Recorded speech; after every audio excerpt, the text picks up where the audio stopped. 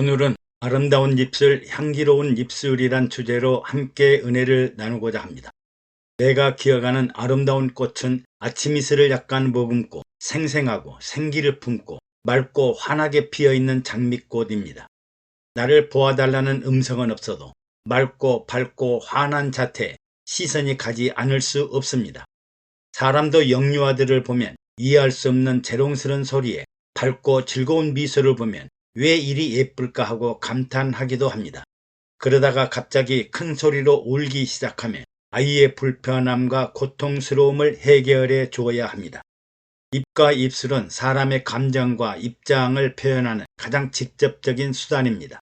글과 문자는 기록으로 남아있는 증거력을 가지고 있지만 입과 입술을 떠난 말은 메아리나 독백처럼 사라져 버리기 때문에 두세 사람의 증인이 증거해야 증거력이 있습니다.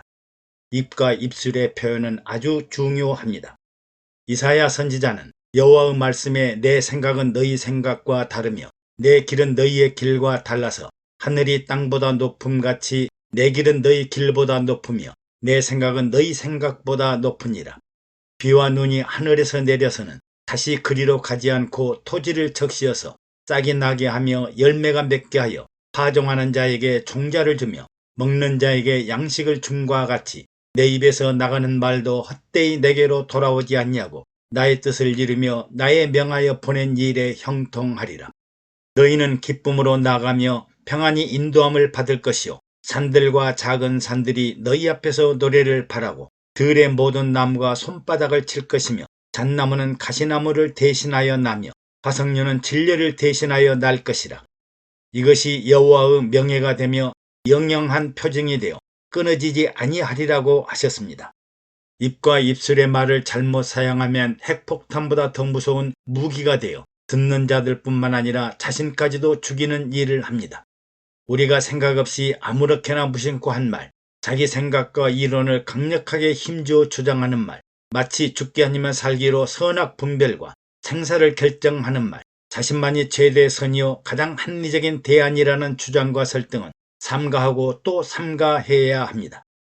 야고보 사도는 내 사랑하는 형제들아 너희가 알거니와 사람마다 듣기는 속히하고 말하기는 더디하며 성내기도 더디하라. 사람의 성내는 것이 하나님의 의를 이루지 못함이니라고 하고 내 형제들아 너희는 선생된 우리가 더 큰 심판을 받을 줄을 알고 많이 선생이 되지 말라. 우리가 다 실수가 많으니 만일 말에 실수가 없는 자면 온전한 사람이라 능히 온몸도 굴레 씌우리라고 하였습니다.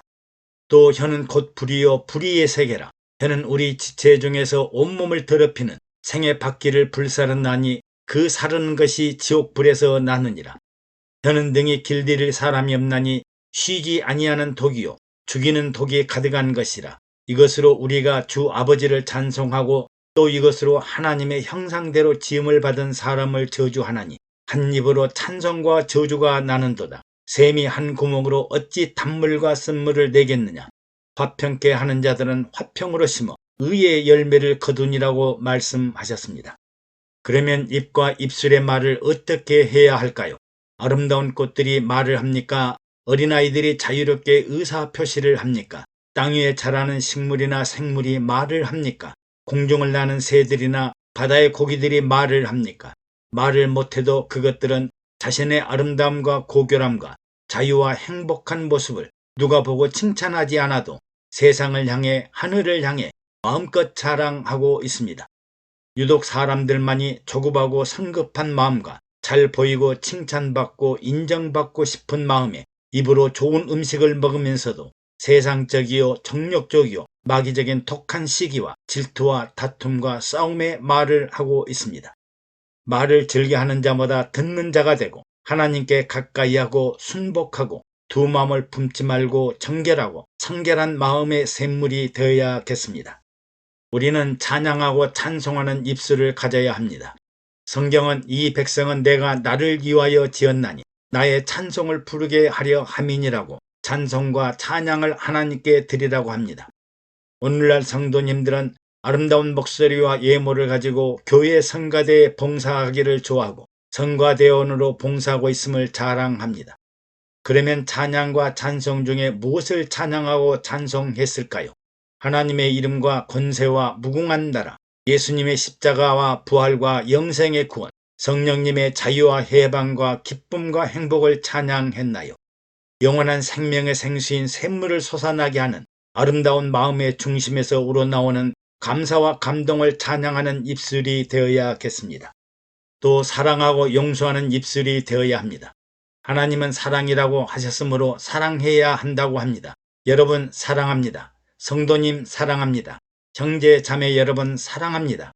하나님의 사랑을 온전하게 이해하려면 예수님이 인류의 모든 죄를 용서하기 위해 죄 용서와 새 생명을 주신 십자가 죽음과 부활을 생각해야 합니다. 예수님이 십자가 죽음을 통해 물과 피를 다 쏟으시고 모든 인류의 죄값을 속죄하시고 하나님의 사랑이 완성되었기 때문입니다.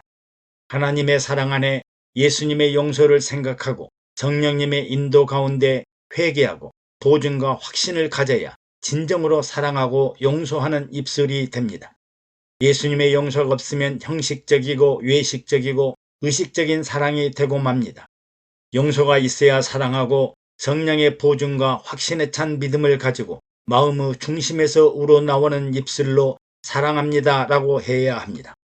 또 감사하는 입술과 겸손한 입술이 되어야 합니다. 은혜를 알아야 감사할 수 있습니다. 반딧불을 보고 감사하는 사람은 촛불을 보고 감사하고 촛불에 감사하는 사람은 전깃불에 감사를 하고 전깃불에 감사하는 사람은 태양과 달을 보고 감사하고 태양과 달을 보고 감사하는 사람은 하나님이 주신 선물에 감사한다고 합니다. 저와 여러분은 어떤 은혜를 받았으며 무엇에 감사를 해야 할까요? 하나님의 자연적인 재무에 감사하고 원죄와 자범죄를 용서하시고 부채를 탕감해 주시는 예수님께 감사를 해야 합니다. 예수님은 우리의 수고하고 무거운 짐들을 탕감해 주려고 오셨기 때문입니다. 은혜를 아는 사람은 겸손하지 않을 수 없고 감사할 수밖에 없습니다. 이제 감사하려는 사람은 예물을 들고 감사하는 마음을 가져야 합니다. 세상에서도 도움을 받고 나면 입과 손을 씻지 않은데 하나님께 은혜를 받은 사람은 감사로 제사를 드려야 합니다. 감사로 제사를 드리는 자가 나를 영화롭게 하나니 그 행위를 옳게 하는 자에게 내가 하나님의 구원을 보이리라고 하십니다. 영혼과 생명의 입술을 가져야 합니다. 우리의 입술은 영혼을 죽이는 입술이 아니라 영혼과 생명을 살리는 입술이 되어야 합니다.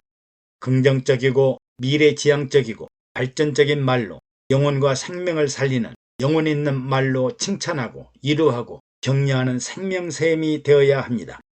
예수님은 제자들에게 입으로 들어가는 모든 것은 배로 들어가서 뒤로 내어 버려지는 줄을 알지 못하느냐. 입에서 나오는 것들은 마음에서 나오느니 이것이야말로 사람을 더럽게 하느니라. 마음에서 나오는 것은 악한 생각과 살인과 간음과 음란과 도적질과 거짓 증거와 해방이니 이런 것들이 사람을 더럽게 하는 것이요 씻지 않는 손으로 먹는 것은 사람을 더럽게 하지 못하느니라고 가르치셨습니다. 잠언서 기자는 사람은 입의 열매로 인하여 복록에 족하며 그 손에 행하는 대로 자기가 받느니라고 하시며 사람은 입에서 나오는 열매로 하여 배가 부르게 되나니 곧 그 입술에서 나온 것으로 하여 만족해 되느니라.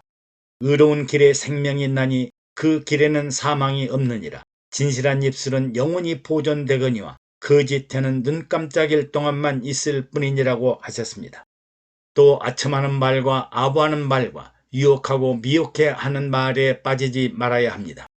내 아들아 내 지혜에 주의하며 내 명철에 귀를 기울여서 근신을 지키며 내 입술로 지식을 지키도록 하라. 대저 음녀의 입술은 꿀을 떨어뜨리며 그 입은 기름보다 미끄러우나 나정은 쑥같이 쓰고 두 날 가진 칼같이 날카로우며 그 발은 사지로 내려가며 그 걸음은 음부로 나아가니라고 하셨습니다. 또 정직한 입술에 대하여 내가 가장 선한 것을 말하리라. 내 입술을 열어 정직을 내리라고 하시고 미련한 자의 입술은 다툼을 일으키고 그 입은 매를 자청하느니라. 미련한 자의 입은 그의 멸망이 되고 그 입술은 그의 영혼의 그물이 되느니라고 하시고 세상에 금도 있고 진주도 많거니와 지혜로운 입술이 더욱 귀한 보배니라고 말씀하셨습니다. 솔로몬은 아가서에서 사랑하는 신부의 입술에 관해 내 입술은 홍색 실 같고 내 입은 어여쁘고 노을 속에 내 뺨은 석류 한쪽 같구나고 했으며 또 나의 누이 나의 신부야 내 사랑이 어찌 그리 아름다운지. 내 사랑은 포도주에 진하고 내 기름의 향기는 각양 향품보다 승하구나. 내 신부야, 내 입술에서는 꿀방울이 떨어지고 내 혀 밑에는 꿀과 젖이 있고 내 의복의 향기는 레바논의 향기 같구나. 나의 누이, 나의 신부는 잠근 동산이요 덮은 은물이요 봉한 샘이구나라고 노래했습니다. 우리는 아름다운 입술, 좋은 입술을 가지고 생명을 사랑하고 좋은 날 보기를 원해야 합니다. 베드로는 그러므로 생명을 사랑하고 좋은 날 보기를 원하는 자는 혀를 금하여 악한 말을 그치고 그 입술로 괴유를 말하지 말고 악에서 떠나 선을 행하고 화평을 구하여 이를 조출하고 했습니다. 또 바울도 에베소 교회에게 나를 위하여 구할 것은 내게 말씀을 주사 나로 입을 벌려 복음의 비밀을 담대히 알리게 하옵소서라고 기도를 부탁했습니다. 누에 고치는 지난날 먹었던 뽕잎을 비단실로 만들어 모두 내뱉어 비단실로 자신을 감싸고 죽게 되는 것처럼 사람도 평생 동안 먹고 마셨던 모든 좋은 것들을 예수 그리스도의 향기로 품어내는 자가 되어야 합니다.